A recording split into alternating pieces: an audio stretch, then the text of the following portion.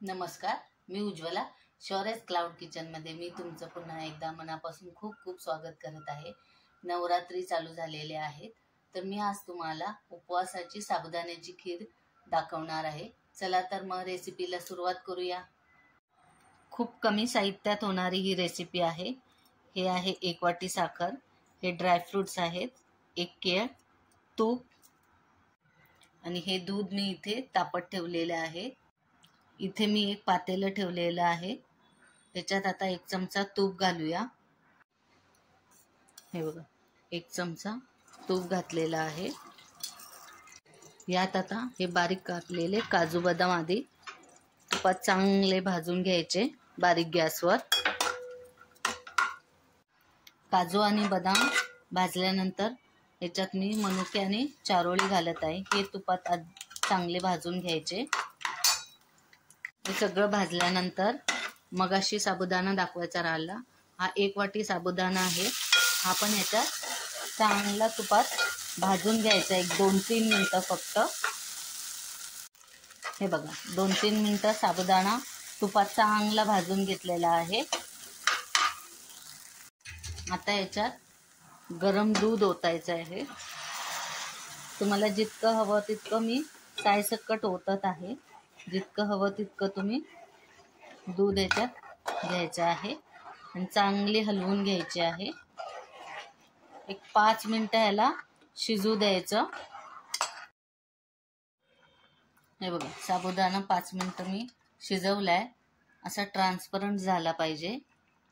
चांगला शिजला की ह्याच्यात मग 1 वाटी साखर घालायची आहे.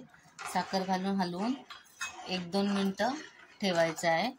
तुम्हाला जितकी हवी, कमी जास्त साखर त्याप्रमाणे तुम्ही या खिरीत घाला आणि अजून 2-3 मिनिटं साखर विरघळेपर्यंत खीर शिजवून घ्या. हे बघा, साखर चांगली विरघळली आहे, साबुदाणा शिजलेला आहे आणि चांगली दाटसर झालेली आहे.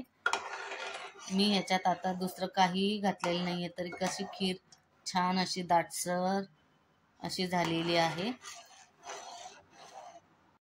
उपवासाची साबुदाणा खीर आता रेडी झालेली आहे. चला तर आपण आता हे बाउलमध्ये घेऊया. हे बघा, मी आता बाउलमध्ये घेत आहे. छान दाटसर क्रीमी टेक्स्चर आलेलं आहे. याच्यात मी दुसरं काहीही वापरलेलं नाहीये.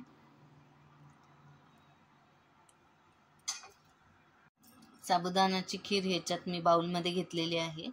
हे केळ मी सोलून घेतलेलं आहे. आता हे एकदम बारीक बारीक असं छोटे छोटे ह्याचे तुकडे कापून या खिरीत घालायचे आहेत.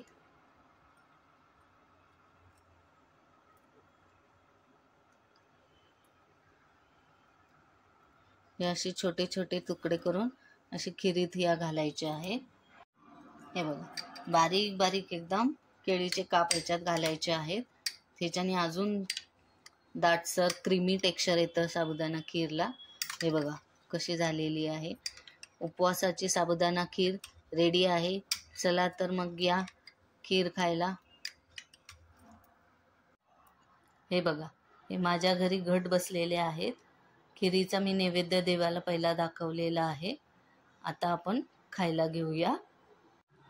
कशी वाटली तुम्हाला ही उपवासाची साबुदाण्याची खीर? ही रेसिपी आवडली असेल तर घरी करून बघा.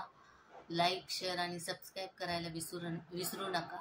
याआधी ज्यांनी माझ्या व्हिडिओला लाईक, शेअर आणि सबस्क्राईब केलेले आहे त्यांचे मनापासून खूप खूप धन्यवाद. अशाच नवनवीन रेसिपी मी घेऊन येत जाईन. माझ्या शौर्यस क्लाउड किचनला नक्की विजिट द्या. धन्यवाद.